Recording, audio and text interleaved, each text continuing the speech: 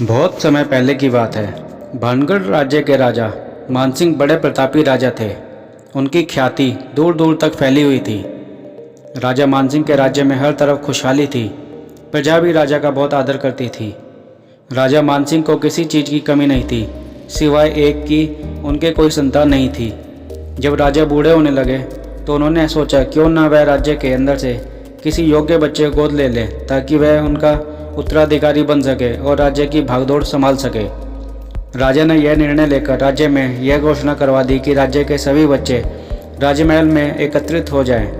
राजा के आज्ञा अनुसार ऐसा ही हुआ। अगले दिन राज्य के सभी बच्चे राजमहल में इकट्ठा हो गए। राजा ने सभी बच्चों को पौधे लगाने के लिए अलग अलग तरह के बीज दिए और कहा कि अब हम 6 महीने के बाद मिलेंगे और देखेंगे कि किसका पौधा सबसे अच्छा है, और जिस बच्चे का पौधा सबसे अच्छा होगा उसे ही राज्य का उत्तराधिकारी बनाया जाएगा। सभी बच्चे उन बीजों को अपने अपने घरों में ले गए और अच्छे अच्छे गमलों में बीज डालकर खाद पानी डालकर उनकी देखभाल करने लगे। 1 महीना बीत जाने के बाद भी एक बच्चा ऐसा था जिसके गमले में वह बीज अभी तक नहीं फूटा था, लेकिन फिर भी वह बच्चा अपने गमले में रोज़ पानी देता और समय समय पर खाद भी देता था। देखते ही देखते 3 महीने बीत गए, लेकिन फिर भी उस बच्चे के गमले में पौधा अभी तक नहीं फूटा था। यह देखकर बच्चा परेशान हो गया। बच्चे को परेशान देखकर उसकी माँ ने उससे कहा कि बेटा धैर्य रखो, कुछ बीजों को फूटने में ज़्यादा समय लगता है। अपनी माँ की बातों को सुनने के बाद वह बच्चा फिर अपने बीज की देखभाल में लग गया। 6 महीने भी बीत गए और राजा के पास जाने का समय भी आ गया, मगर उस बच्चे के गमले में बीज नहीं फूटा। यह देखकर बच्चा बहुत परेशान हो गया कि उसका गमला अभी तक खाली ही है, लेकिन फिर भी उसने राजमहल जाने का निर्णय लिया, क्योंकि उसने 6 महीने तक उसकी देखभाल की थी। वह अपने काम के प्रति ईमानदार था। निर्धारित समय पर सभी बच्चे राजमहल में अपने अपने पौधों के साथ उपस्थित हो गए। कुछ बच्चों के पौधे काफ़ी अच्छे थे और वह बच्चे जोश से भरे हुए थे। उन बच्चों में राज्य का उत्तराधिकारी बनने की प्रबल लालसा थी। राजा ने आदेश दिया कि सभी बच्चे अपने अपने पौधे दिखाएं।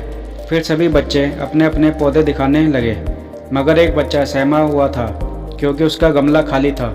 तभी राजा की नज़र उस गमले पर गई और बच्चे से पूछा कि तुम्हारा गमला तो खाली है। तब उस बच्चे ने जवाब दिया, मगर मैंने तो इस गमले की 6 महीने तक देखभाल की है। तब उस बच्चे की बात सुनकर राजा उसकी ईमानदारी से बहुत खुश हुआ और उसकी हिम्मत को भी सराहा कि उसका गमला खाली है, फिर भी वो यहाँ आया है। सभी बच्चों के गमले देखने के बाद राजा ने उस बच्चे को सभी के सामने बुलाया, तो वह बच्चा सहम गया। फिर राजा ने उसके गमले को सभी को दिखाया। गमला देखकर सभी बच्चे ज़ोर ज़ोर से हंसने लगे। राजा ने कहा, आप शांत हो जाइए। आप सभी के पास जो पौधे हैं वह उन बीजों के पौधे हो ही नहीं सकते। आप सभी ने मुझे धोखा देने की कोशिश की है, क्योंकि मैंने आप सभी को नकली बीज दिए थे जिससे कि पौधे नहीं निकल सकते थे। आप सभी ने राज्य का उत्तराधिकारी बनने के लालच में बीज बदल दिए, लेकिन इस बच्चे ने अपनी ईमानदारी का सबूत दिया है। मैं इस बच्चे की ईमानदारी से बहुत खुश हूँ और इसे राज्य का उत्तराधिकारी नियुक्त करता हूँ। राजा की बात सुनकर बाकी सभी बच्चे शर्मिंदा होकर वापस लौट गए। इस कहानी से हमें यह शिक्षा मिलती है कि चाहे कैसी भी परिस्थिति क्यों ना आ जाए, हमें ईमानदारी की राह नहीं छोड़नी चाहिए।